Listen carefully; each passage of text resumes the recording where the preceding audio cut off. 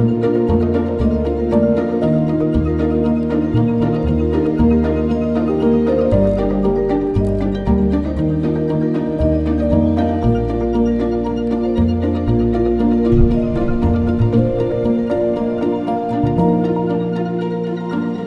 यीशु मसीह के मधुर नाम में आप सबको नमस्कार। मैं हूं पास्टर श्याम और आप देख रहे हैं होप चैनल हिंदी, और साथ में मैं आपका स्वागत करता हूं भविष्यवाणियों की इस श्रृंखला के अंदर, जहां हम पढ़ रहे हैं एक खूबसूरत भविष्यवाणी की पुस्तक जिसका नाम है दानियल। और हम देख रहे हैं कि किस तरीके से परमेश्वर ने 530 BC के अंदर यीशु मसीह के आने से पहले इस किताब के रचयिता दानियल को दर्शन देकर परमेश्वर ने इस किताब को लिखा, और किस तरीके से ये आज के समय और आने वाले समय के लिए बहुत महत्वपूर्ण है। आइए हम आज के इस अध्ययन को शुरुआत करते हैं, और हमारे बीच में अतिथिगण है। मैं आपका स्वागत करता हूं। पास्टर प्रेमलाल हमारे बीच में, आपका स्वागत है, और पास्टर ऑर्डनवर्ड जी आपका भी स्वागत है। ये समय है जब हम अपने अध्ययन को आगे बढ़ाएंगे। मैं चाहता हूँ पास्टर ऑर्डनवर्ड से कि प्रार्थना अगुवाई करें। आइए हम प्रार्थना करेंगे।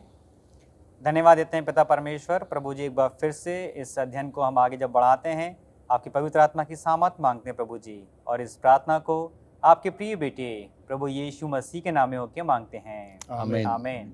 बहुत बहुत धन्यवाद पास्टर जी। हम पढ़ रहे हैं अध्याय 4, और ये बहुत खास है। ये अध्याय जो 4 है, फिर से नबूकदनेस्सर के डर का एक इसके अंदर हम देखते हैं, झलक देखते हैं डर की। और डर जो है, ये झलक जो है, ये हमें मिलती है एक स्वप्न से। हमने पिछले अध्याय में देखा कि जो परमेश्वर का दास है दानियल, उसको परमेश्वर फिर से खड़ा करता है अपनी महिमा के लिए, और दानियल को जो है स्वप्न बताया जाता है। लेकिन अभी भी कुछ बातें हैं जो स्वप्न में अधूरी हैं। तो मैं जानना चाहता हूं पास्टर जी, जब वो नबूकदनेस्सर अपने इस स्वप्न को बता रहा है, और क्या क्या बातें वो बयान करता है। जी थैंक यू सो मच भाई साहब, सही में बहुत अच्छा प्रश्न है। और इसमें हम देखते हैं नबूकदनेस्सर के द्वारा जब आगे जो बताता है, अगर आप देखें दानियल की पुस्तक उसका 4था अध्याय और उसका 13 वचन से मैं पढ़ने जा रहा हूँ। यहाँ पे इस प्रकार से कहता है, नबूकदनेस्सर राजा कहता है कि मैंने पलंग पर दर्शन पाते समय क्या देखा कि एक पवित्र पहरुआ स्वर्ग से उतर आया। उसने ऊंचे शब्द से पुकार कर यह कहा, वृक्ष को काट डालो, उसकी डालियों को छाट दो, उसके पत्ते झाड़ दो और उसके फल बिखरा डालो। पशु उसके नीचे से हट जाएं और चिड़िए उसकी डालियों पर से उड़ जाएं, तो भी उसके ठूंठ को जड़ समेत भूमि में छोड़ो और उसको लोहे और पीतल के बंधन से बांधकर मैदान की हरी घास के बीच रहने दो। वह आकाश की ओर से भीगा करे और भूमि की घास खाने में मैदान के पशुओं के संग भागी हो। उसका मन बदले और मनुष्य का ना रहे, परंतु पशु का सा बन जाए और उस पर 7 काल बीते। यह आज्ञा पहरुओं के निर्णय से और यह बात पवित्र लोगों के वचन से निकली कि जो जीवित हैं वे जान ले कि परम प्रधान परमेश्वर मनुष्यों के राज्य में प्रभुता करता है, और उसको जिसे चाहे उसे दे देता है, और वह छोटे से छोटे मनुष्य को भी उस पर नियुक्त कर देता है। जी। मुझ नबूकदनेस्सर राजा ने यही स्वप्न देखा, इसलिए हे बेलशस्सर तू इसका फल बता, क्योंकि मेरे राज्य में और कोई पंडित इसका फल मुझे समझा नहीं सकता, परंतु तुझ में जो पवित्र ईश्वर की आत्मा रहती है, इस कारण तू उसे समझा सकता है। जी। तो यहाँ पे हम देखते हैं ये जो स्वप्न जो उसने देखा था, अगर हम बात करते हैं, क्योंकि हम ऐसे पादरी साहब ने बताया कि वो जो पेड़ है वो स्वर्ग तक पहुंच जाता है, क्योंकि हम देखते हैं कि उसने परमेश्वर का भय माना, उसने आपको दीन किया। लेकिन यहाँ से अब हम देखते हैं जो एक पवित्र पहरुआ स्वर्ग से उतर के आता है, और उसके जो शब्द रहते हैं, जो कहता है कि इस पेड़ को, वृक्ष को जो है काट डालो, उसको छाट दो, उसके पत्ते झाड़ दो, उसका फल बिखरा दो, और उसके जो भी नीचे पशु हैं या चिड़ियाँ उस पर वास कर रही हैं, उन सबको क्या कर दो, उड़ा दो, या बोलना चाहिए उनको हटा दो। और उसके बाद बोल रहा है, देखिए पेड़ जब काट दिया जाता है तो ठीक है, हम जानते हैं वो फिर से जो है उग सकता है, लेकिन यहाँ पे बताया है कि यहाँ पे जो बात किया जा रहा है कि उसकी ठूंठ रहने दो। जी। और ठूंठ को जो है लोहे और पीतल से बांध कर रखना है, मतलब कि वो ठूंठ जो है सुरक्षित रहे। जी। उसका कोई नुकसान नहीं होना चाहिए। नुकसान नहीं होना चाहिए। फिर आगे कहता है कि और वह आकाश की ओर से भीगा करे और भूमि की घास खाने में मैदान के पशु के संग भागी हो। जी। तो यहाँ पे बता रहा है कि देखिए वहाँ पे जैसे पादी साहब ने बताया कि 2 नदियाँ जो है वहाँ पे बहती थी जी। और वो जो जिस एरिया में वो जो पेड़ लगा हुआ था वो जो है थोड़ा सा नमी वाला एरिया था, इसलिए कारण से जो है बताया जाता है कि उसको कुछ उसकी रखवाली मतलब उसको रक्षा करने के लिए लोहे और पीतल की बात की जा रही है, जो धातु की हमें बात की जा रही है। तो उसी प्रकार से अगर हम आगे देखते हैं यहाँ पे कहता है, इसलिए फिर हम इसमें आते हैं नबूकदनेस्सर बेलशस्सर दानियेल के पास में आता है और अभी भी उसका विश्वास जो है वो दानियेल पे है और दानियेल का नाम जो बेलशस्सर है और उसको यही कहता है कि तुझ में ईश्वर की आत्मा रहती है जी। इसलिए जो है वो दृढ़ विश्वास से दानियेल के पास में आता है और वो जानता है कि दानियेल जो है इसका अर्थ उसको बताएगा। तो अब हम जब देखेंगे कि दानियेल उसको उसका अर्थ बताता है तो हम देखते हैं आगे क्या होगा। जी, बहुत बहुत धन्यवाद पास्टर जी इन अच्छे बातों के लिए, जहाँ पर उस जो पेड़ कटे हुए के उसके तने को भी जो है सुरक्षित रखा गया और वहाँ पर एक और नई विचार यहाँ पर आएगा और हम जानते हैं कुछ ना कुछ खास है इसके जब सारांश उसको देगा दानियेल तो कुछ ना कुछ खास है। प्रिय दर्शकों, आप कहीं मत जाइएगा, ये हमारा जो अध्ययन है ये चलता रहेगा। मिलते हैं आपसे एक छोटे से ब्रेक के बाद।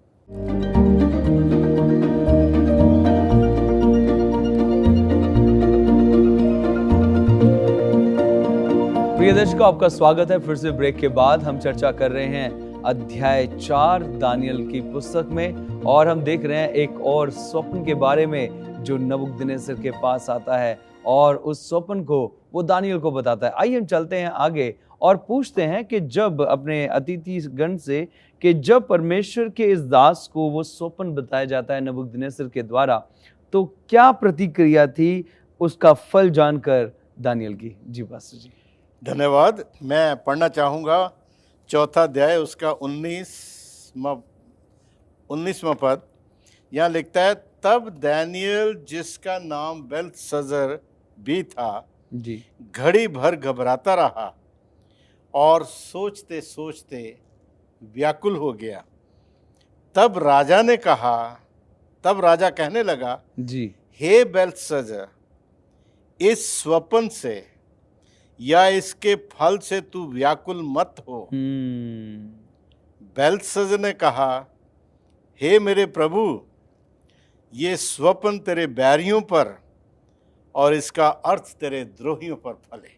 यहाँ पर ना मतलब एक ऐसी गंभीर चीज हमारे सामने आती है, दानियेल का लगाव अपने राजा के प्रति। कितना वो विश्वास हो गया, कितना फेथफुल था उस राजा के लिए। और जब दानियेल को पता चला कि इसके ये जो फल है इसका वो बहुत कुछ गड़बड़ वाला है, वो सही नहीं है राजा के लिए, तो दानियेल खुद अंदर से क्या हो गया? व्याकुल हो चुका था। व्याकुल हो गया। व्याकुल होने का मतलब समझते क्या? बेचैन हो जाना, घबरा जाना, बेसुध हो जाना, अपने होश हवास खो देना। जी। तो दानियेल घबरा जाता है उस राजा के प्रति, क्योंकि वो जानता है उसने कितने वर्षों तक उस राजा को प्रभु के पास लाने में उसने समय बिताया। कितना समय बिताया उसने। और जब ये बात आती है कि वो राजा एक और बड़ी भयंकर परीक्षा में जाने वाला है, तो दानियेल घबरा जाता है। आगे लिखता है, बहुत बढ़िया बात देखिए। लेकिन राजा उसे तसल्ली देता है, इत्मीनान देता है कि दानियेल तू घबरा मत, इसके फल के बारे में तू मुझे बता, क्योंकि नबूकदनेस्सर राजा अब तक जो है वो पूरी तरह तैयार हो चुका है परमेश्वर के जो प्रभु उसको चैलेंजेस देता है उसके जीवन में, उसको एक्सेप्ट करने के लिए अब वो तैयार हो चुका है जी। और इसलिए वो घबरा नहीं रहा। वो जानता है कि ये परमेश्वर की ओर से है, परमेश्वर की क्या इच्छा है, मैं उसको जानूं तो सही। जी बिल्कुल। और यहाँ तक मैं बताऊं आपको, हमें ऐसा लगता है, मैं जहाँ तक सोचता हूँ पर्सनल व्यक्तिगत तौर पर, कि राजा जो है उसने प्रभु को ग्रहण कर लिया पूरी तरह से, लेकिन कहीं ना कहीं अभी भी उसके जीवन में कुछ ऐसी कमियां हैं जिनको उसे दूर करने की जरूरत है। बिल्कुल बिल्कुल पास्टर जी। इसलिए ये स्वप्न उसके ऊपर फिर दोबारा दिया गया। है। और इसका ये भी कारण हो सकता है कि परमेश्वर अब उसके विश्वास के द्वारा और उसके काम के द्वारा पूरे संसार को गवाही भी देना चाहता है कि किस तरीके से परमेश्वर ऊंचों को नीचे और नीचे को ऊपर बैठाना जानता है। बिल्कुल बिल्कुल बिल्कुल, नहीं, ऊपर बैठाना जानता है। आगे लिखता है, कहता है जिस वृक्ष को तूने, तब दानियल उसकी ताबीर उसको बताता है, कहता है कि जिस वृक्ष को तूने देखा जो बड़ा और दृढ़ हो गया और जिसकी ऊंचाई स्वर्ग तक पहुंची और जो पृथ्वी के सिरे तक दिखाई देता था, जिसके पत्ते सुंदर और फलवंत थे और जिसमें सबों के लिए भोजन था जी, जिसके नीचे मैदान के सब पशु रहते थे जी, और जिसकी डालियों में आकाश की चिड़िया बसेरा करती थी, हे राजा वो तू ही है। नहीं, वो हे राजा वो तू ही है। वो पेड़ जो था, जो दिखाया था, वो पेड़ किसका प्रतीक था? वो नबूकदनेस्सर राजा का, बाबुल के राजा का वो प्रतीक था।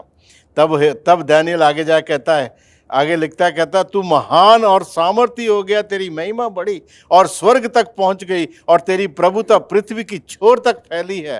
हे राजा, तूने जो एक पवित्र पहरियों को स्वर्ग से उतरते और ये कहते हुए देखा कि वृक्ष को काट डालो और उसका नाश करो, तो भी उसके ठूंठ को जड़ समेत पृथ्वी में छोड़ो और इसको लोहे और पीतल के बंधन से बांधकर मैदान की हरी घास के बीच में रहने दो। वह आकाश की ओस से भीगा करे और उसको मैदान के पशुओं के संग भाग मिले और जब तक 7 युग उसके ऊपर ना बीत चुके तब तक उसकी ऐसी ही दशा रहे। हे राजा, इसका फल जो परम प्रधान ने ठान लिया है कि राजा पर घटे वह ये है। अब उसका वो बताता है उसके विषय में जी। दानियल को हिम्मत जुटाता है राजा को बताने के लिए अपनी, और उसे कहता है कि तू मनुष्यों के बीच में से निकाला जाएगा और मैदान के पशुओं के संग रहेगा। तू बैलों के समान घास चरेगा और आकाश की ओस से भीगा करेगा और 7 युग तुझ पर बीतेंगे जब तक कि तू ना जान ले कि मनुष्यों के राज्य में परम प्रधान ही प्रभुता करता है और जिसे वो चाहता है उसे वो दे देता है। उस वृक्ष के ठूंठ को जड़ समेत छोड़ने की जो आज्ञा हुई है, इसका अर्थ यह है कि तेरा राज्य तेरे लिए बना रहेगा। आमीन। वो कहता है उसको पीतल लोहे की जंजीरों से बांध दो, इसका मतलब उसका राज्य जो है उसको कोई नुकसान नहीं होगा। लेकिन राजा जो है वो बैल बनकर 7 साल के लिए कहाँ चला जाएगा? जंगल में चला जाएगा। इसको मेडिकल टर्म में यदि देखते हैं ना इसको, तो इस बीमारी का एक नाम है, उसको बोलते हैं लाइकेंथ्रोपी। लाइकेंथ्रोपी का मतलब ये होता है कि मनुष्य जैसा सोचने लग जाता है वैसा व्यवहार करने लग जाता है।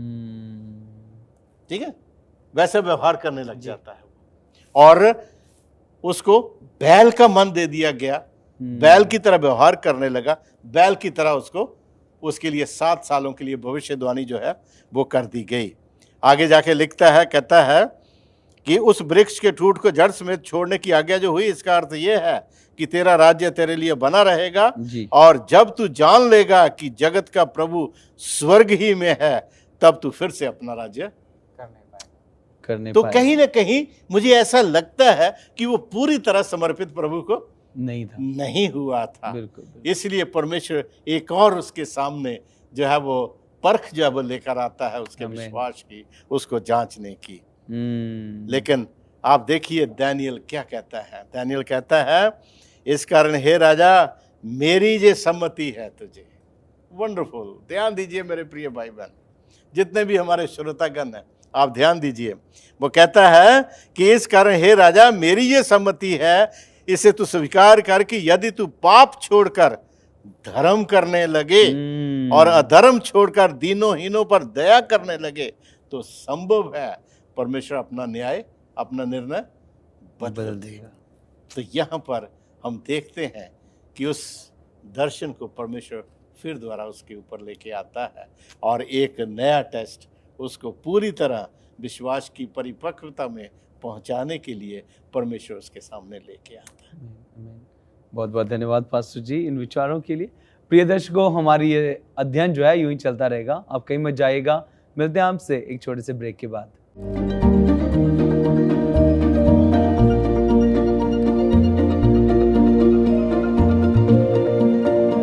प्रिय दर्शकों, स्वागत है आपका फिर से ब्रेक के बाद। हम चर्चा कर रहे हैं अध्याय 4 दानियल की पुस्तक में से। आइए हम इस चर्चा को आगे बढ़ाते हैं और जानते हैं कुछ और बातों को। जिस तरीके से हमने देखा पास्टर अर्जुन वर्ड, यहाँ पर एक घटना घटित हुई और फिर से एक दर्शन, एक स्वप्न दिखाई दिया और दानियल जो है यहाँ पर खड़ा होता है और उसको उसका दर्शन बताता है, डरते और कांपते हुए, क्योंकि ये दर्शन भी जो था, ये स्वप्न जो था, ये खतरनाक था नबूकदनेस्सर के लिए। तो सवाल यहाँ आता है कि इस दर्शन की जो बातें हैं वो नबूकदनेस्सर के ऊपर कब घटित हुई? जी थैंक यू सर। भाई साहब, बहुत अच्छा प्रश्न है। अगर हम इस पर मनन करते हैं और चिंतन करते हैं तो जैसा कि पादरी साहब ने इस पर ख़त्म किया था कि अब दानियल भी जो है उसके अंदर भी अपने राजा के प्रति प्रेम जागृत हो गया था। जी ठीक है, इसलिए जो है अंत में वो कहता है कि तू क्या कर, पाप छोड़कर धर्म के काम कर। देखिए, बहुत ज़रूरी है, हम भी एक मनुष्य होने के नाते हमें दानियल से सीखना है जी, है ना। उसकी जो बातें देखिए अंत तक, जैसे पादरी साहब बता रहे थे कि कितना समय जो है लगा उसको राजा को बार बार बताने के लिए। अब जो है यहाँ पे हम देखते हैं कि परमेश्वर ने दानियल के मन को भी उसके लिए बदल दिया। और यहाँ पे अगर हम बात करते हैं, आपने जो प्रश्न पूछा, हम देखते हैं कि जो भी घटना, जो भी मतलब दानियल ने नबूकदनेस्सर राजा के बारे में, स्वप्न के बारे में उसका अर्थ बताया, वो उसके ऊपर बीता। क्योंकि यहाँ पे कहता है, अगर आप दानियल की पुस्तक उसका 4 अध्याय उसका 28वां वचन पढ़ते हैं तो यहाँ पे इस प्रकार से कहता है, यह सब कुछ नबूकदनेस्सर राजा पर घट गया। तो हम देखते हैं परमेश्वर के द्वारा, जैसे कि हम बात कर रहे हैं भविष्यवाणियों की, और ये भविष्यवाणी जो हुई थी, ये भविष्यवाणी पूरी हुई जी। और ये कब हुई? जब 1 साल बीत गए थे। यहाँ पे अगर हम 29 वचन देखते हैं इसी का, तो वहाँ पे कहता है, 12 महीने के बीतने पर जब वह बेबीलोन के राजभवन की छत पर टहल रहा था, तब वह कहने लगा जी, क्या यह बड़ा बेबीलोन नहीं है जिसे मैं ही ने अपने बल और सामर्थ्य से राजनिवास होने को और अपने प्रताप की बढ़ाई के लिए बसाया है। देखिए, यहाँ पे हम देखते हैं जब राजा जो है अपने ऊंचाई पे जब जा रहा है, यहाँ पे हम देखते हैं जब कई बार हम भी ऊंचाई पे जाते हैं तो हमारे मन में भी जो है घमंड आता है। जैसे भाई साहब ने बताया था कि वो पूरी तरीके से उसका मन जो है परिवर्तित नहीं हुआ था जी, कहीं ना कहीं। इसलिए जो हम देखते हैं, अगर जब तक हम परमेश्वर के प्रति अगर हम संपूर्ण उसको अपन समर्पित करते हैं, और कई बार अगर मान लीजिए हम अंदर कोई कमी या घटी रह जाती है, बिल्कुल, क्योंकि परमेश्वर जो है वो पवित्र ईश्वर है और वो जो है थोड़े से भी हमारे, अगर कई बार हम देखते हैं कोई व्हाइट शर्ट में आप अगर एक काला धब्बा लगा हुआ है तो वो एक अलग ही जो नजर आ जाता है। बिल्कुल। तो परमेश्वर जो है पाप से बहुत घृणा करता है और हम जानते हैं घमंड भी जो है वो इसका एक भाग है जी। और अभी तक हम देखते आ रहे हैं कि दानियल का मन जो है इसके राजा के लिए परिवर्तित हो गया, लेकिन राजा का मन पूरी तरीके से परिवर्तित नहीं होता है। लेकिन मेरे प्रियो, यहाँ पे अगर हम बात करें तो यहाँ पे हम देखते हैं कि परमेश्वर चाहता है कि हम जब उसके पास में आए तो पूर्ण समर्पणता के साथ में आए, और इसी कारण से जो हम देखते हैं ये जो भविष्यवाणी इसके लिए हुई और इसलिए जो है ये इसके लिए तैयार भी था जी। और हम देखते हैं ये जो घटना जो है 1 साल के बाद उसके ऊपर बीतती है जी। तो और अगर हम जैसे जैसे आगे बढ़ेंगे और हम इसके बारे में सीखेंगे कि क्या क्या हुआ और आगे जी। पास्टर जी, आप इसके ऊपर कुछ प्रकाश डालना चाहते हैं इस बात? और मैं जहाँ तक सोचता हूँ इसके विषय में, मैं बहुत विचार किया मैंने इसके ऊपर, और आप ये देखिए कि इस भविष्यवाणी के बाद जी 1 साल का समय जो है उसको मिलता है राजा जी, ठीक है। और 1 साल का जो समय मिलता है, उस 1 साल का टाइम हम कह सकते हैं कि ये इसके लिए जो था वो अनुग्रह का समय था। अनुग्रह का समय, बिल्कुल जी, ठीक है ना। ये उसके लिए अनुग्रह का समय था जिसमें वो दानियल की सलाह को या उसकी सम्मति को फॉलो कर सकता था, बिल्कुल मान सकता था, बिल्कुल बिल्कुल, ठीक है ना जी। परमेश्वर न्याय जो है वो करता है, लेकिन यदि समय रहते हुए प्रभु के लोग पश्चाताप करके वापस ईश्वर के पास आ जाते हैं जी, तो यहाँ तक परमेश्वर अपने निर्णय को भी क्या कर सकता देता, वो बदल देता है, बदल देता है। बिकॉज इसलिए क्योंकि वो मनुष्य को क्या करता है, प्रेम करता है, प्रेम करता है। बिल्कुल, बिल्कुल। आप निनवे के लोगों को देखें, बिल्कुल। परमेश्वर ने कहा आज से 40वें दिन उसको क्या कर दिया जाएगा, उसको उसे उलट दिया जाएगा। भविष्यवाणी हुई, बिल्कुल, है ना। लेकिन जब उन लोगों ने पश्चाताप किया, जहां तक कि अपने पशुओं तक को टाट उड़ा दिए जी, और पूरी तरह उपवास में बैठ गए, जी, स्वर्ग के परमेश्वर के दिल में दया उनके लिए आई। आमीन, आमीन। उन्होंने क्या कर दिया, उस परमेश्वर ने अपना निर्णय बदल दिया। जबकि प्रभु का भक्त जो था वो क्या हो गया, वो परमेश्वर से नाराज हो गया। कह रहा तूने अपना वादा पूरा नहीं किया, तूने कहा था 40वें दिन मैं क्या कर दूंगा, इनको नाश कर दूंगा, इनको तूने नाश क्यों नहीं किया। वो उनके नाश होने का इंतजार करता रहा। तो परमेश्वर पश्चातापी हृदय को जी प्रेम करता और एक्सेप्ट करता है। आमीन, आमीन, आमीन। तो नबूकदनेस्सर राजा को परमेश्वर ने पूरा समय दिया, 1 साल का समय दिया उसको। बिल्कुल, वो 1 साल नबूकदनेस्सर जो है 1 साल में अपने आप को बदलकर 7 साल के संकट से बच सकता था। बिल्कुल। लेकिन शायद शैतान जो है वो बहुत हावी रहता है और कहीं ना कहीं हैबिट जो है वो हमारी कहीं ना कहीं यूँ कहना चाहिए कि हमारी प्रवृत्ति जो है पाप की जी, वो कहीं ना कहीं हमें पाप की ओर आकर्षित करती है। बिल्कुल, बिल्कुल। और राजा होने के नाते जी उसके मन में ये बात पैदा हुई जी, और उसने राजमहल पे टहल रहा था, चारों तरफ देख रहा था, कह रहा था ओ ये वही बड़ा बाबुल है जो मैंने बनाया है। बिल्कुल, बिल्कुल। कह रहा ये वो नहीं है क्या। बिल्कुल। उसी टाइम पे प्रभु का जजमेंट उसके ऊपर गिरा। बिल्कुल, बिल्कुल। और वो मनुष्य से क्या बन गया, बैल बन गया। बहुत बहुत धन्यवाद पास्टर जी इन अच्छी अध्ययन के लिए। और मैं धन्यवादित हूँ आपका बहुत तहे से कि आप हमारे बीच में हैं स्टूडियो में और इस अध्ययन में आपने हमारी सहायता करी है। मैं धन्यवादित हूँ पास्टर आर्डन आपका भी कि आप हमारे बीच में हो सकते हैं। और धन्यवादित हूँ दर्शकों आपका भी जिन्होंने बड़े ही अनंतता के साथ इस अध्ययन का जो है आपने लुत्फ उठाया है।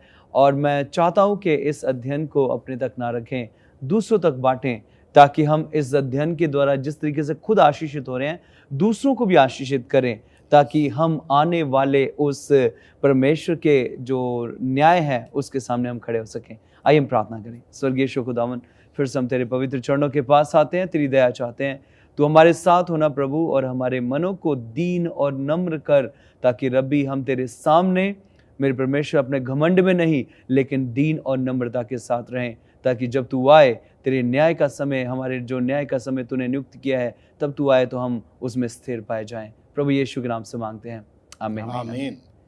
धन्यवाद दर्शकों, आपने इस अध्ययन का आपने आनंद लिया है। प्रभु आप सबको आशीष दे। हम आपसे मिलते हैं एक नए अध्ययन के साथ। तब तक आप सबको जय मसीह की।